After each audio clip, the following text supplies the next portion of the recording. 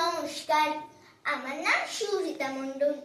আজ আমার পরিবেশনায় রয়েছে বিশ্বকবি রবীন্দ্রনাথ ঠাকুরের লেখা কবিতা খেলাধুলা।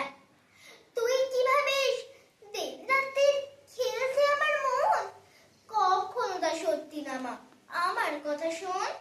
সেদিন ভোরে দেখি উঠে বৃষ্টি বাদল গেছে ছুটে, রোদ উঠেছে ঝিলমিলিয়ে বাঁশের ডালে ডালে। ছুটির দিনে কেমন সুরে পুজোর সানাই বাজছে জুড়ে, তিনটি শালিক ঝগড়া করে রান্নাঘরের চালে।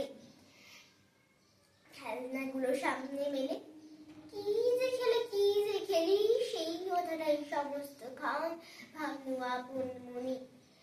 লাগলো আগে কোনো খেলায়, কেটে গেল সারা বেলায়, রেলিং ধরে রইল বসি বারান্দাটার কোণে। খেলা ভোলার দিন আমার আসি মাঝে মাঝে, সেদিন আমার মনের ভিতরে কেমন তর বাজে। শীতের বেলায় দুই প্রহরে দূরে কালের ছাদের পরে ছোট্ট মেয়ে দূরে দেয় বেগুনি রঙের শাড়ি। চেয়ে চেয়ে চুপ করে রই, তেপান্তরের পাড়ে বুঝি ওই, মনে ভাবি ওইখানেতে আছে রাজার বাড়ি।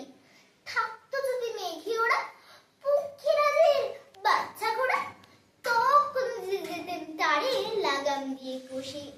যেতে যেতে নদীর তীরে ব্যঙ্গমা আর ব্যঙ্গমী রে, পথ শুধিয়ে নিতেম আমি এই গাছের তলায় বসে।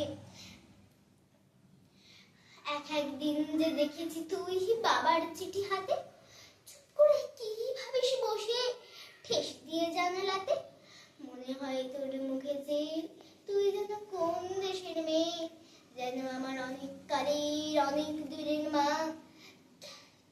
কাছে গিয়ে হাতখানি ছুঁই, হারিয়ে ফেলা মা যেন তুই, বাট পাড়ে কোন বটের তলার বাঁশির সুরের মা। খেলার কথা যায় যে ভেসে, মনে ভাবি কোন কালে সে, কোন দেশে তোর বাড়ি ছিল, কোন সাগরের কোলে। ফিরে যেতে ইচ্ছে করে অজানা সেই দ্বীপের ঘরে, তোমায় আমায় ভোরবেলাতে নৌকোতে পাল তুলে। ধন্যবাদ।